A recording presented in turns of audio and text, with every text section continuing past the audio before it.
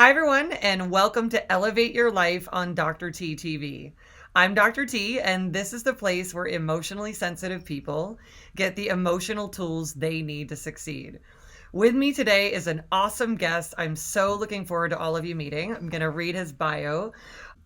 This is the incredible AJ Mihrzad, who is the author of the best-selling books Master Your Inner Game and The Mind Body Solution: Train Your Brain for Permanent Weight Loss. He studied exercise science and nutrition due to his passion for health and earned a master's degree in psychology due to his fascination with the mindset of weight loss. His cutting edge approach to permanent weight loss insists that the key to a healthy body is a healthy brain. His clients are walking proof that this is true. There are hundreds of them. AJ Mihrzad was recently inducted into the Personal Trainer Hall of Fame. His writing has also been featured in Entrepreneur Magazine, The Huffington Post, Men's Fitness, Thrive Global, and Bodybuilding.com. AJ is a keynote speaker at high-end entrepreneurial and personal development events. He is also the host of a popular podcast, the online Supercoach podcast, available on iTunes. Along with inspiring the lives of the general public, he is dedicated to helping coaches create an ethical and profitable online income through his business mentorship program available at onlinesupercoach.com. AJ, welcome to the show. Thank you for having me, Dr. T. It is awesome to have you here. Likewise. We go back. We once had a virtual admin in common, and I remember Donna, just telling me all about how amazing you were. And Yes. from that point, I started following your career, and I've been on your email list for a very long time. And it just occurred to me one day, like, how important it was to have you on the show, because what you're doing is so aligned with what our emotionally sensitive audience needs to be able to solve all kinds of solutions, to be able to solve all kinds of problems, including issues with weight loss. So I'm really, really excited to have you here. Thank you, Dr. T. Excited to be here as well. I'm honored. So, AJ, tell us about your journey into becoming, so pivotal in the work that you do and ending up being a keynote speaker and writing books. And, congratulations, by the way, on your induction into the Personal Trainer Hall of Fame. So give us a sense of your journey. If my audience hasn't been paying attention, we want to really bring them into your world and how you got to where you are. Yeah, absolutely. So I grew up very overweight. I was 60 pounds on my heaviest, and being obese and having a lot of insecurities as a child, I never thought I could get in shape. It was like, I'm going to be overweight for the rest of my life, and this is how it is. And I was always allergic to exercise. I hated following diets. I would last 2-3 weeks and then stop.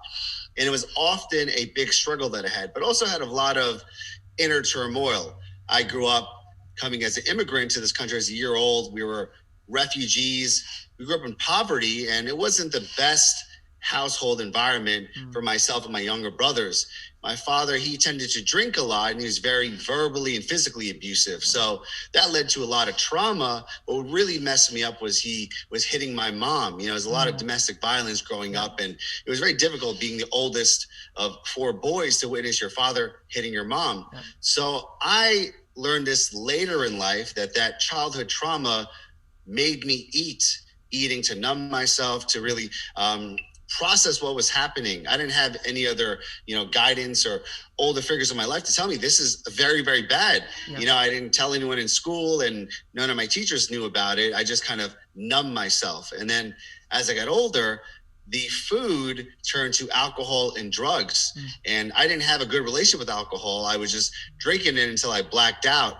I was getting this thing called Bacardi 151. 151 proof I liquor. do remember some moments of that somewhere back in Yes. high school or something. You smell that and you get nauseous. And that was my drink of choice, because I never drank for taste. I drank for function. So get buzzed and to put my mind in this really numb place where I wouldn't feel anything. Then after alcohol, it would go into drugs, starting off with painkillers and cocaine and ecstasy and crystal meth. It just got worse and worse, and then combining different drugs. And that's what led me to have a really bad overdose. And I was taken to the hospital, pronounced dead. They brought me back to life, but I was in a coma for a week. And that was my big turning point that, whoa, I survived this coma. I almost overdosed and killed myself. And now everyone knew about my problem and my misery. So coming out of that hospital, I realized I had to make a big change. I was addicted to drugs. I was overweight.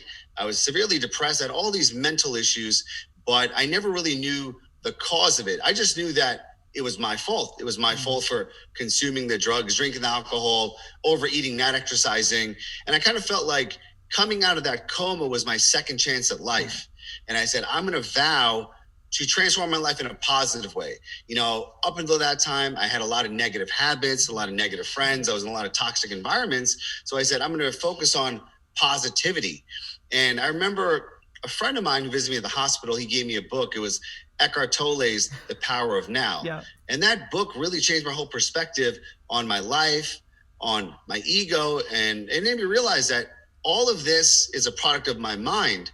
So I then started reading more books, reading a book a week. I started journaling. I started walking and adopting healthy habits.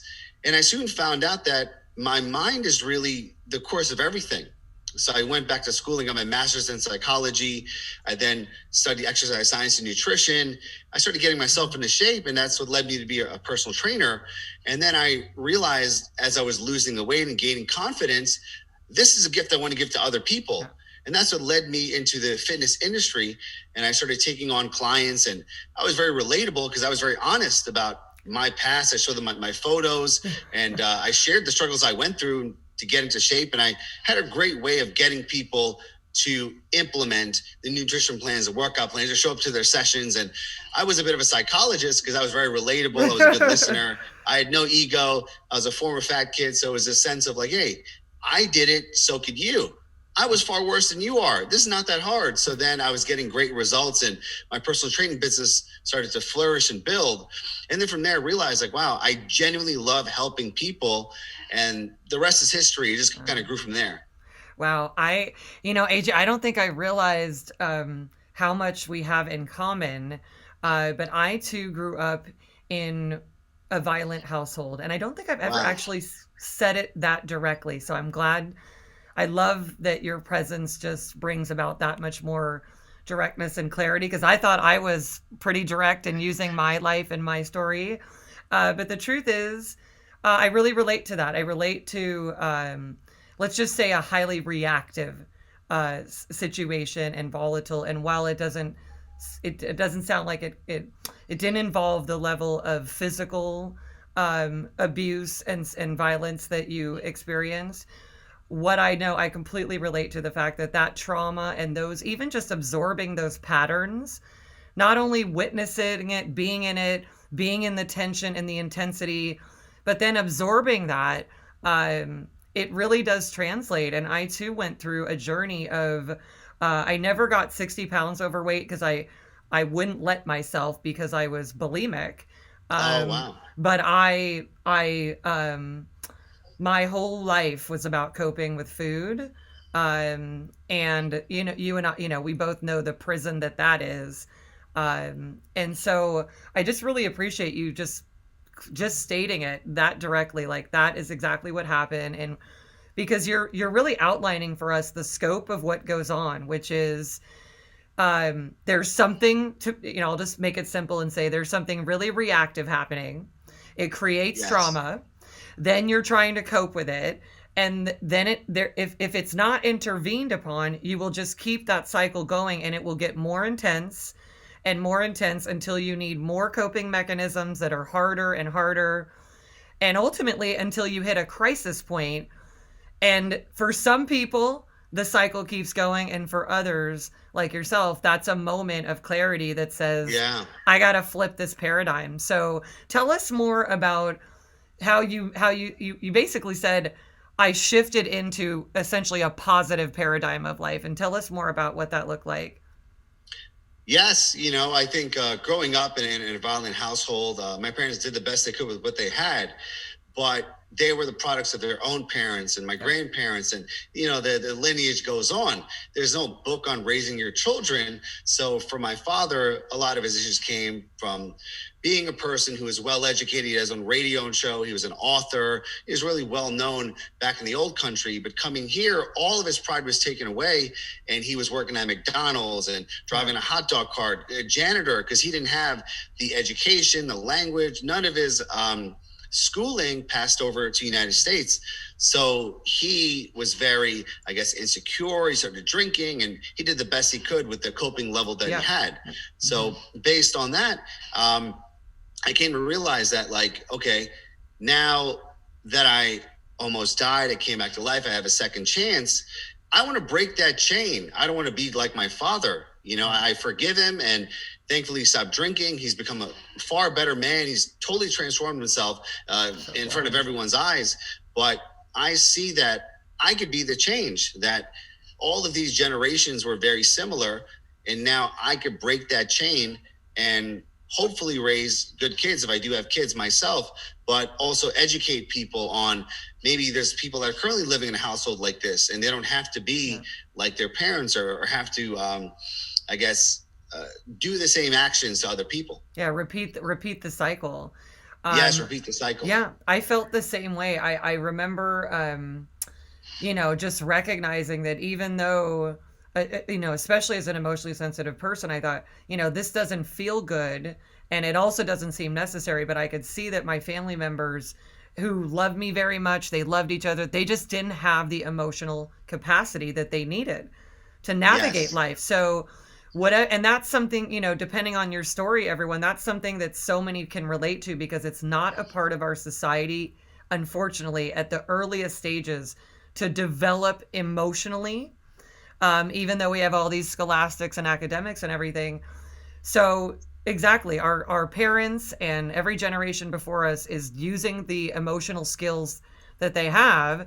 And when those emotional skills are exceeded by the issues, right, then things are chaotic. And I too felt like, I thought, I can see that even though I'm smart and I was relatively, what I felt was very successful on the outside, I was going down the path too of gonna have here I was not liking reactivity, but I'd be, yelling and screaming at my boyfriends.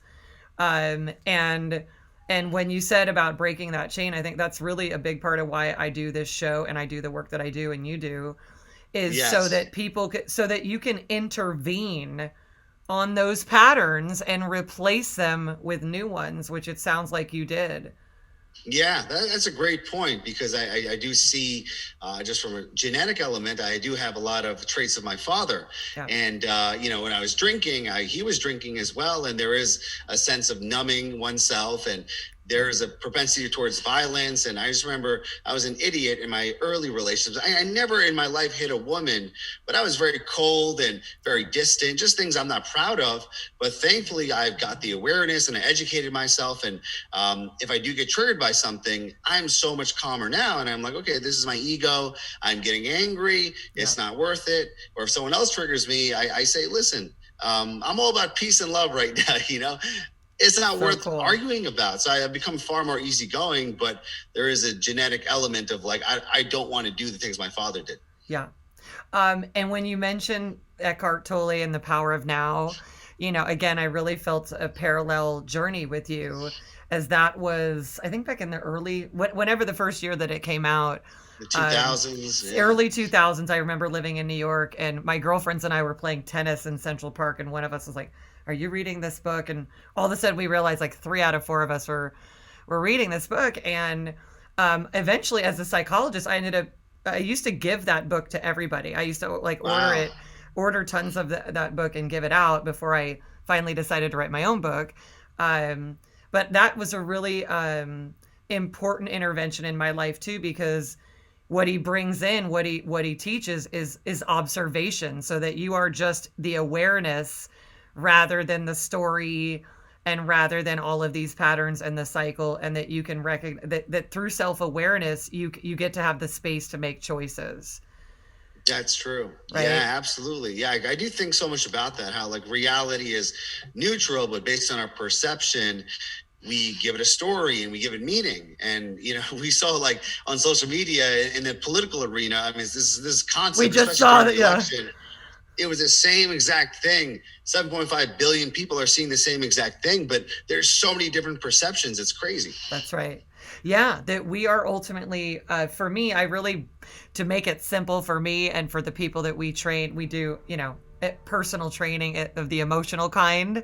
Yes. Um, and just for all of you, just a reminder that it comes down to something very simple, which is you're either in a reaction or you're in an intention. And if you're in a reactionary state, you're in stress, and that cycle will just keep, that will have momentum. And if you're in an intentional state, you'll have momentum for that, and you can keep having that much more inspiration. Because AJ, when you just said, I'm all about what did you say? Sorry, love. You said I'm all about love and something Love right and now. peace. Love and peace right now. The moment you start to say love and peace, starts to come in that experience, not just saying it, but the Yes. moment you say it, you actually start to feel differently than if you're griping back and forth or bickering in those negative words.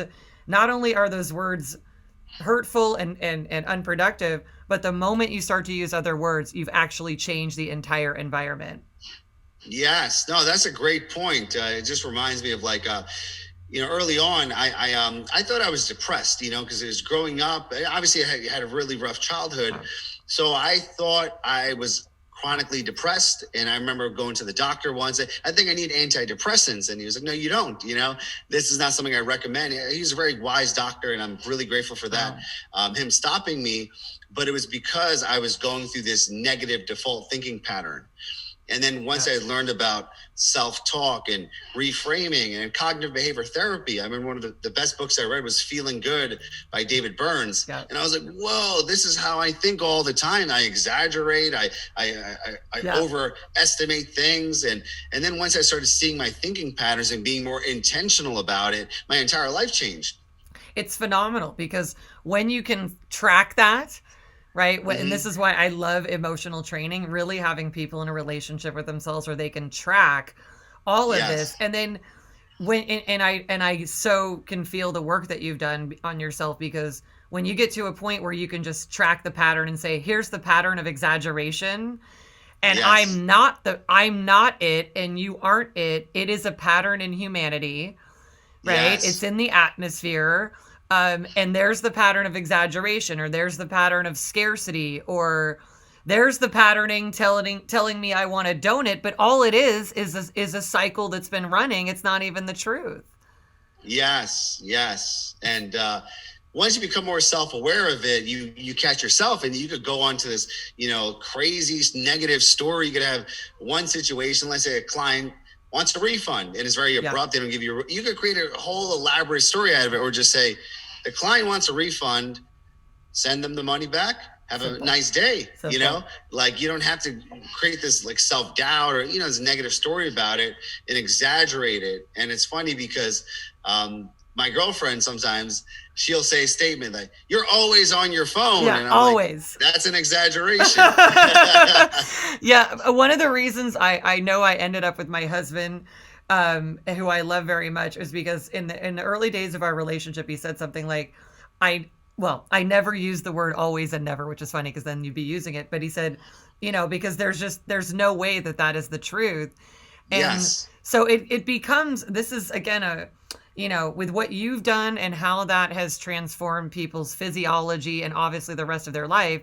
The truth is, as you change your psychology, right? As you emotionally train yourself to do it differently, basically all of the issues that you have are a result of that, and they can all be resolved through these changes. And I know that maybe people listening might not completely recognize it by sort of changing a pattern of, say, something like exaggeration, and just taking note of it, replacing it, how that could lead to the greatest relationships, the best body, health and wealth and well-being and fulfillment. But it really can. And AJ, share with us more about how these changes you've made in yourself, like what it's allowed you to be able to do in your life. Absolutely. So, I look at the areas of life, you look at health, wealth, relationships, and happiness. And many times we have to look at the areas where we're striving and the areas that we're barely surviving. And then ask ourselves, like, why is this area not optimized? And you see other people, they have all the areas of their lives optimized, but sometimes there are, certain areas that are strengths, certain areas that are weaknesses. And then I look at the areas that I have the strengths at. And the first thing I notice is that I have a different language toward it, even a verbal language toward speaking about it. Yeah. I have a series of rituals, and I really understand it in such a complex way that I could describe it to someone. In the areas that I struggle with, there's a bit of confusion, there's a bit of overwhelm, and there's I really don't know why this is going wrong, why it's going right. And I realized that, okay, how you do anything is how you do everything. And oftentimes there are certain patterns, right? So with fitness, for example, I had very negative language. I'm allergic to exercise. I can't follow a diet, I have these sweet cravings I can't do anything about. And of course, I keep saying that that's going to end up as my reality, because I'm going to make things so much harder. But when I had the near-death experience and I vowed to make fitness my priority, all of a sudden, I started adopting healthy habits. I was walking every day. I was reducing my calories, understanding what macronutrients are. Oh, protein, fat, and carbs. This is how much calories I'm taking in. I'll reduce, these little things that I never knew before. New knowledge is a better understanding. And then next thing I noticed, my identity started shifting. Yeah. I'm a fit person. I enjoy eating broccoli. I enjoy going to the gym 3 to 5 times a week. I'm not allergic to exercise. I feel good. I love the endorphins. And then it became an addiction because my identity shifted. And I realized, like, wow, so many areas of my life, instead of focusing so much on the how-to, how can I shift my identity as the core change? And then from there, it's like my relationship with these things are totally shifted. This is so cool. Because exactly, like, if you're going on a diet or all the language around that, I've thought for years, having recovered not only from an eating disorder, and really more accurately replaced that conditioning with intentional conditioning, quite honestly, all around my purpose. So I didn't even necessarily start to deal with it as just food and all of that. I first, the bottom, the foundational layer is I recognized my purpose is greater than this obsessive focus on what I'm going to eat, what I'm not going to eat, the weight loss, the dieting, the obsessive focus on that versus who am I going to be as a person, which is what you're talking about. If I have a foundation which says, for me, my purpose is to transform people's emotional foundation in their life. And when I connected to my purpose, which was not dieting, overeating, binging, doing things to myself that were going to later cause things like cancer because of the amount of junk food I was eating. When I recognized I was here and I was a vehicle for purpose, then that shifted my relationship with these other things, because then they became secondary, but they also became like, what's the purpose? Food's purpose is to fuel me. It's not to like soothe my emotional difficulties or whatever, right? So if I start looking at everything's purpose, it was really life altering, because then you want to take care of yourself. You want to put the right fuel in. And AJ, what I hear you describing is something I subscribe to, which is you want to become a student of yourself and food and science and how everything actually works, rather than just being in denial or being ignorant to it when these negative outcomes will potentially happen to you. Absolutely. And you hit the nail right on the head. You have to understand the distinctions, and then from there figure out like how you could educate yourself on the science of things. Because one thing I mentioned, I grew up very poor. So it was 6 of us in a 1-bedroom apartment. And we were on public assistance. It was like the worst poverty you could experience. And growing up, it was this story of scarcity. We don't have enough money to pay rent. How are we going to pay the kids? This is tough. Money is hard to get. So I grew up like, wow, money is very hard to get. And then when I first started my business, I was struggling financially because I was not very profitable and I was spending so much. And I never thought I could ever be successful because I was always in the red. But then I started to educate myself on finances. I read Rich Dad, Poor Dad by Robert Kiyosaki. Yeah. So that good. became my Bible of just understanding the basic fundamentals of finance. Oh, this is an asset. This is a liability. Focus on more assets, get rid of liabilities, lower your expenses. If you're not making a high profit, stop spending so much. I became frugal and started understanding, okay, how can I make my money work for me?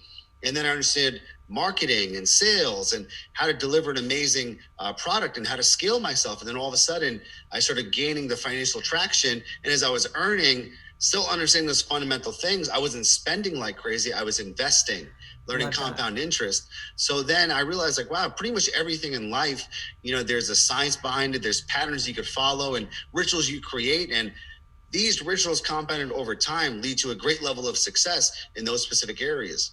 Wow. And again, I'm just really kind of marveling at our parallel journey here. The different influencers in our lives. And, at one point let's just say this. At one point, I think on a 7-year period, I think I listened to or read like 700 plus self-help books. Wow. Right. In order to just keep conditioning and conditioning and conditioning, different instead of the default, negative patterns and stuff like that. And Rich Dad Poor Dad is definitely one of them. Yes. And then at a certain point I thought, okay, I also want to simplify this because not everybody has the ability or time to read or listen to 700 self-help books. So what is the basic premise, right? And it's either that you're in a reaction or you're in an intention. And what are your intentions? And let's have everything follow that. Now, at the same time, what you said goes right with that, which is this whole money story, right? Where if people are in struggle and thinking of your conditions, AJ, and everybody watching, you don't have to have these severe conditions, but whatever your financial conditions are, even recognizing, like AJ saying, if what the story is I don't have money, I don't have much money, you will keep conditioning that rather than... Even if you say to yourself, I have $10, you are now more likely to have more money come in because you're talking about what you have and conditioning, I have money, yes, or something like that. It's really powerful. Shifting from lack into abundance. That's right. And otherwise, it's this scarcity paradigm, which is really what I see, AJ. It sounds like we're on the same pages. It's really... the storyline is what is creating the scarcity. And while certain circumstances like your family's transition to this country, we know there's, millions of stories like that in our history. And at the same time, it is the story of lack or the negative that will keep creating more of itself while people are working so hard and trying so hard. So I really love what you said because, if you think money's hard to come by, then it will be. Yeah, and another great thing is like really within the present moment, your perception of whatever the thing you're struggling or striving with is going to make the biggest difference. I'll give you a great example. 1 year ago around this time, I had a freak accident. I went to Brazil for Carnival. It was a fun trip, but I had a freak accident in the middle of the trip. I decided one morning to go to the gym. The staircase of the gym was wet. I slipped on a staircase and my left leg shot back and I heard the loudest pop and felt the worst pain. I tore my quadricep muscle off the bone. It was like a freak accident. And it was like the perfect, thing to just ruin my life, and the perfect curriculum, right? Yes, the perfect storm. It was just like, it happened, but at that point I couldn't walk. I was in severe pain. And if you ever tear a muscle like a quadricep, it's a very, very long recovery process where they had to do multiple surgeries. And I was out of the gym. I was not active. And me being a fit guy to doing nothing for months, I couldn't walk for the first 2 months. I gained a lot of body fat. And from that point on, I had to make a big change. And I remember I had this story in my head that, I'm getting older. My metabolism is getting slower. I can't run. I was a big runner. I wanted to do the marathon. And all these things were taken away from me because of this leg injury. But I remember committing to get back on track.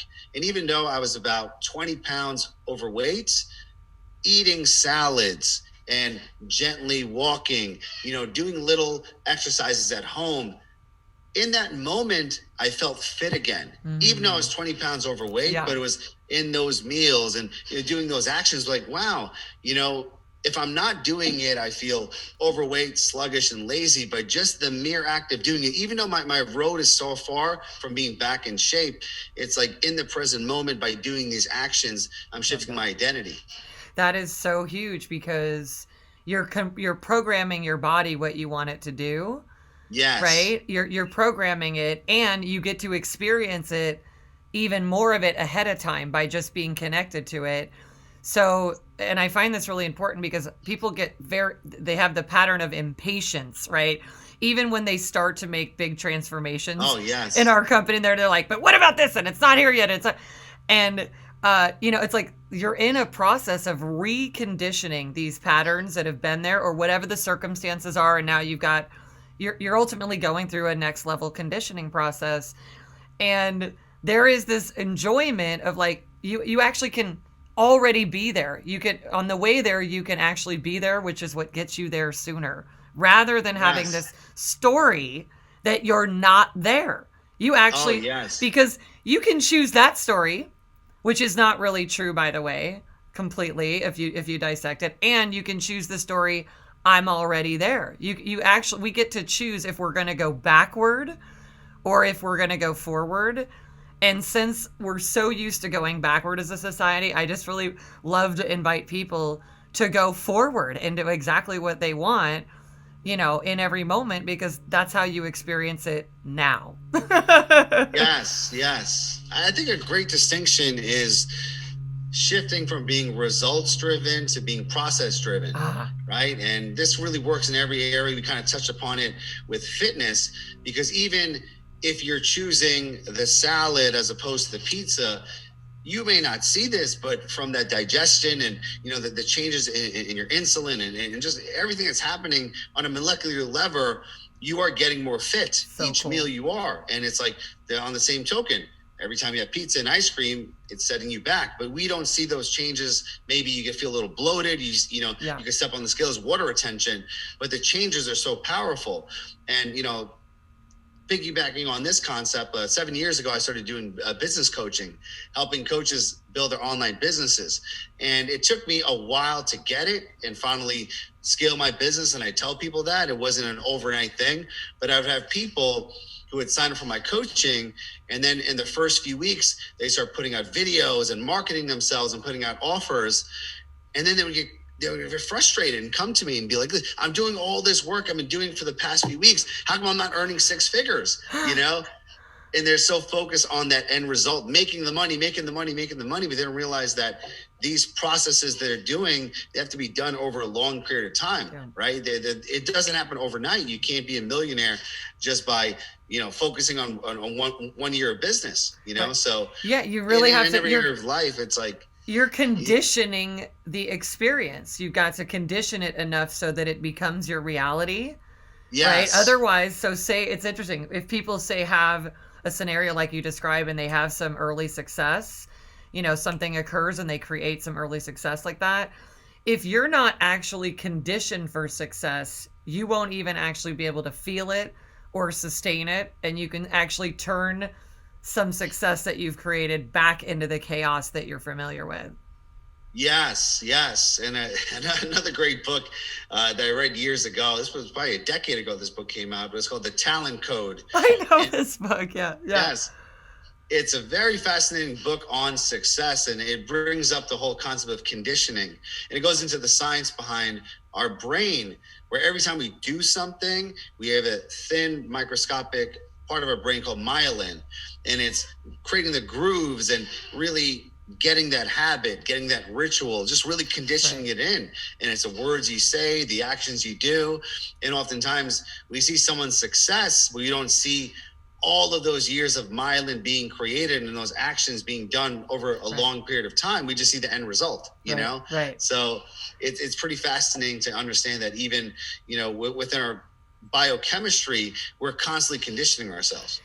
AJ, as we're talking about these different subjects, I'm really becoming that much more aware to kind of, because we're touching on different things, the weight loss, or just the physical fitness and wellness, and all of these things that are in the category of, you're either going to be conditioned to do a set of other things or a mixed set of things, or you're going to condition the things that you want.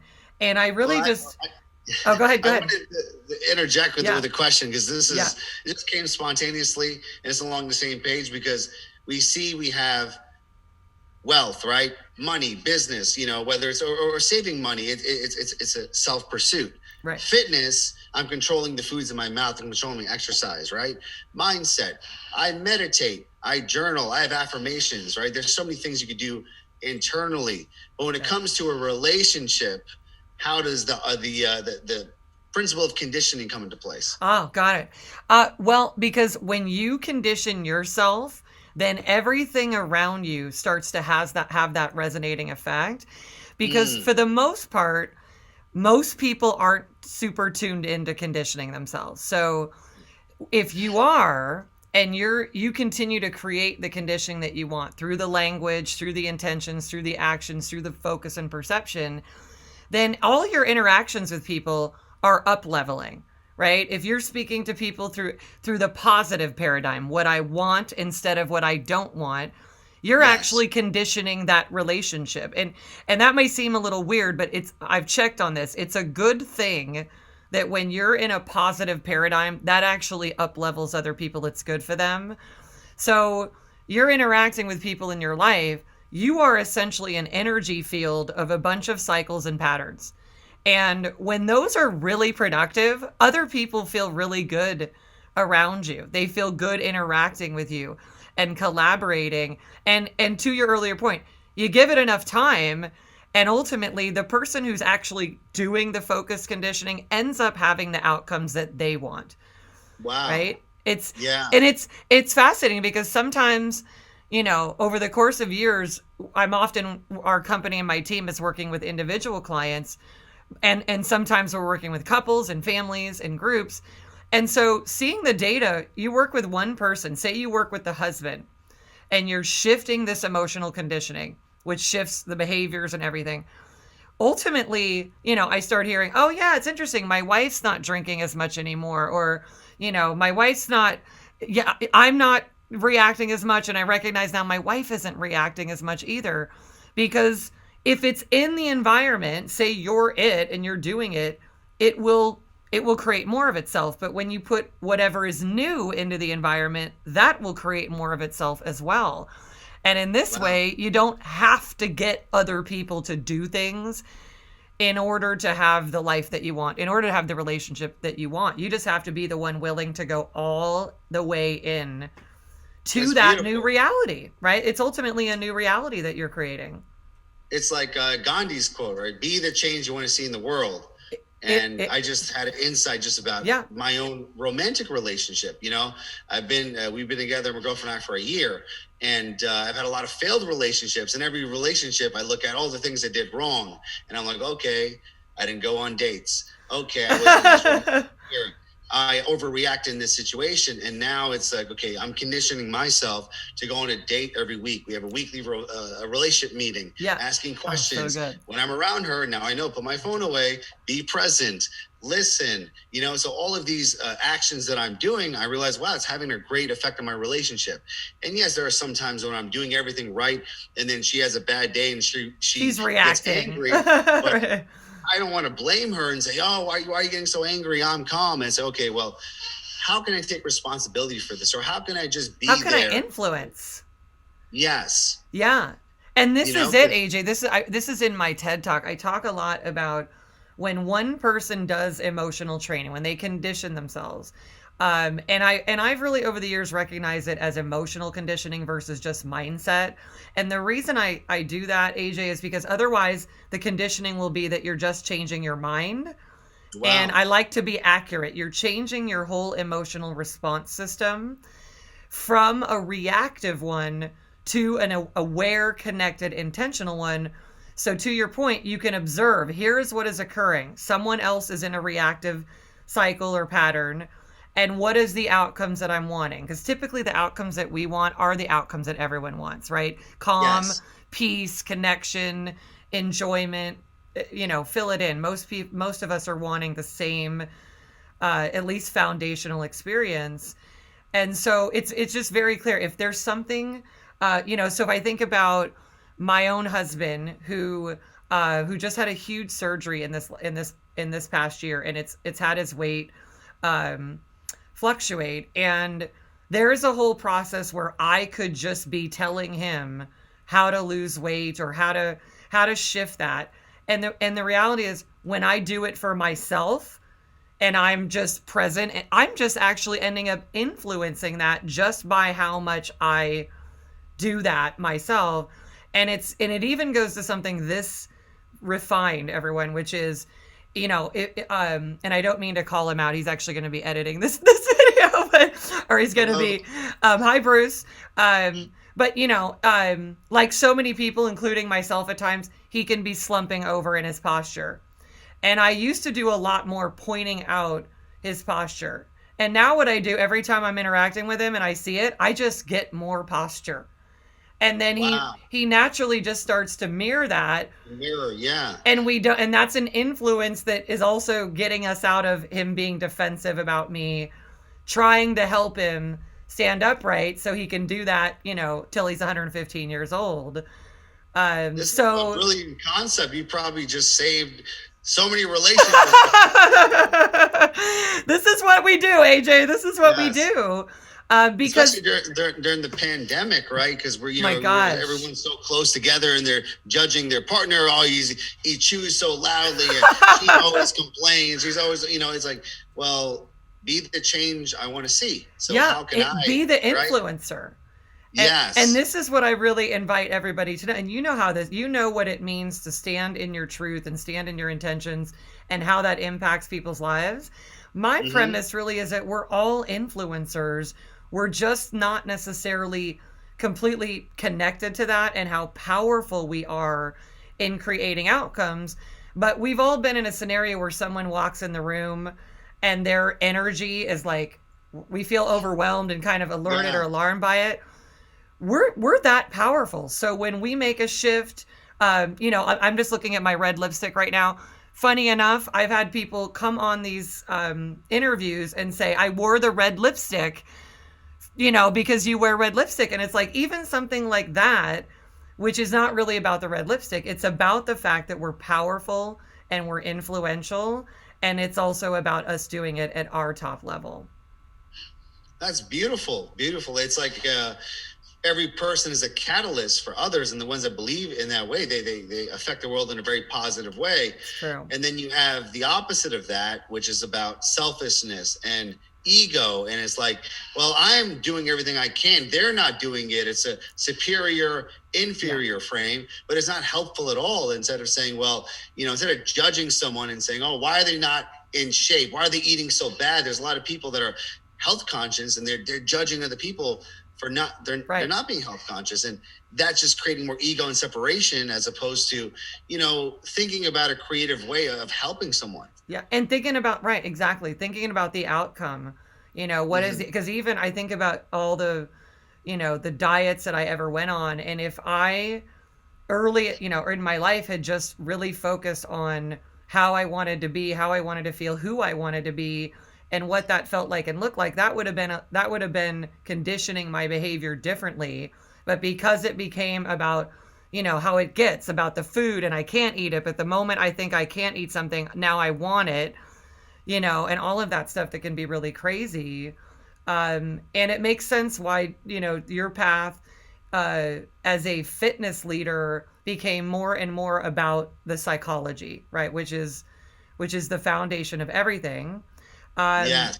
and I want to just have our audience get a sense, AJ, of, in the work that you do with clients, in the different programs that you do, what are the kinds of experiences they would have, or the kind of results that they would have? What are the things that our audience should know about how you work with people and what kind of results you can get them? Yes. So currently I have a company called Online Supercoach, and it's been running for the past 7 years.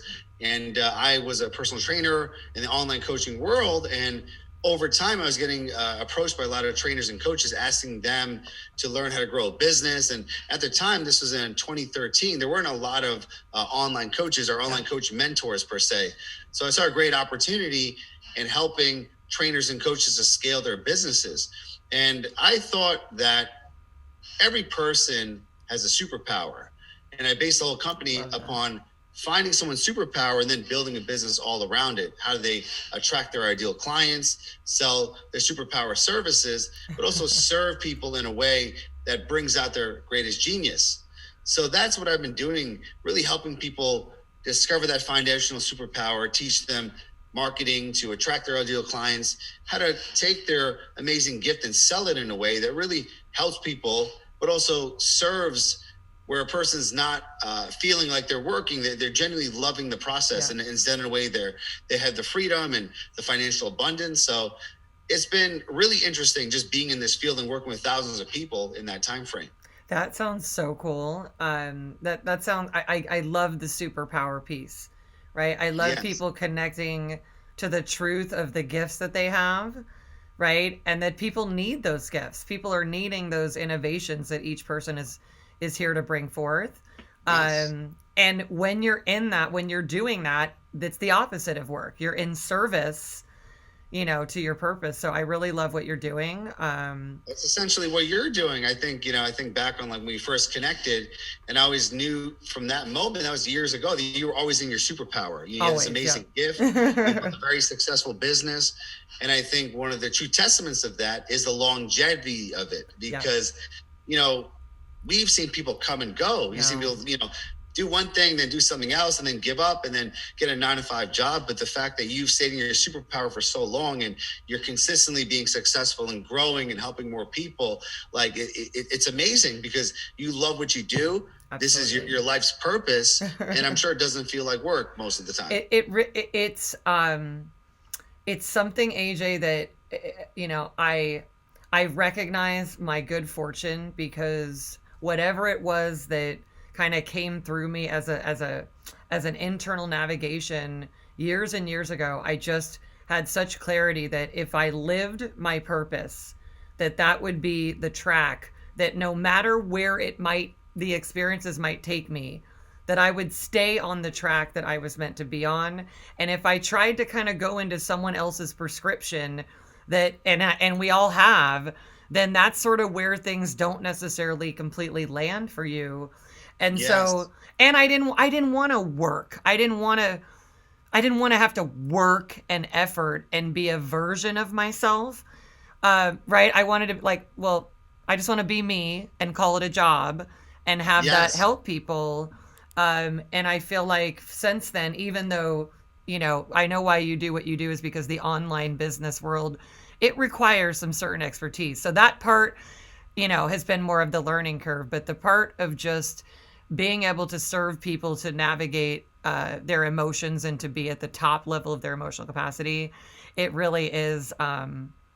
It is the good fortune that other good fortune follows. Yes. Yeah. And it's beautiful to see your growth and evolution, in this space. Thank you. Now, I want you to just give us, before we wrap today, where we can get a hold of you. We've got the books, so just give us the sense of the things that you want our audience to be able to do, to follow you, to utilize your gifts that you've got out there. Yes. Yeah. So, I love conversations like this, and really, I'm open to having them more often. And for people to reach out to me, I'm an open guy. If you message me on social media or anything like that, I respond back. I'm not too cool for school. So I have a website, and it's Online Supercoach. That's my main hub. On there, you could get my books. I have a lot of free courses and trainings. And at the same time, all my social media is on there as well. I used to do a lot of live events up until the pandemic. So I've kind of turned into a virtual event model. And on there, I have my virtual events, which they're not the same, of course, but once live events come back, I would love to have you at one of them, because even though this Zoom stuff is great, as you know, it's just so great to connect in person. And AJ, that is so cool. I say yes to that invitation, and I cannot Yes. wait until we can all be in person. I think all the years that I felt so fortunate to use Zoom for different parts of my business and service, um, Yes. it's really something to recognize how wonderful things are when you are in person and the energy that flows and the transformation that happens. So I really look forward to that too. I'm appreciating Zoom life and also looking forward to going forward into a new Everyone wants to get chapter. back on track. Yeah. Yes. So last question. This is the last one before we wrap, AJ. I ask this of everyone, and the answers I'm collecting are really awesome. So if for some weird, bizarre, random reason this was the last moment that you could give a message to the world, and AJ, this message would be one that would travel through the generations. And just like you talked about these different quotes today, where we say this is Gandhi and all, this would be that quote that AJ gave us, and this would be followed. This would be your legacy. What would that message be? That message would be to maximize this moment. Mm. And I truly feel that we live in the present moment, as we mentioned, really our experiences in the present moment, how we think about things, our perceptions, our awareness. But to maximize the moment means to capitalize on this moment. Right now, this moment will never happen for all of history. And it's so sparse, it just goes away, it's so transient. And our whole life is just living these incredible moments. And how can we maximize each one? And that's a question I ask myself often. How can I have the conversation that really shares my truth? How can I take the actions in my life to live out all my goals and dreams? How can I pause for a moment and just take in the splendor of my surroundings? And I find that when I maximize the moment, I live in the moment. I'm not always in my head thinking about the past or the future. And I find that in every situation, if one just pauses and asks themselves, how can I maximize this moment? You begin to see things happening. And at the same time, you start making different decisions and just pausing and just being more intentional about your life. AJ, this is phenomenal. Maximize this moment. I see the quotable. AJ Mihrzad. You've heard it here, everyone. AJ, thanks for being with us.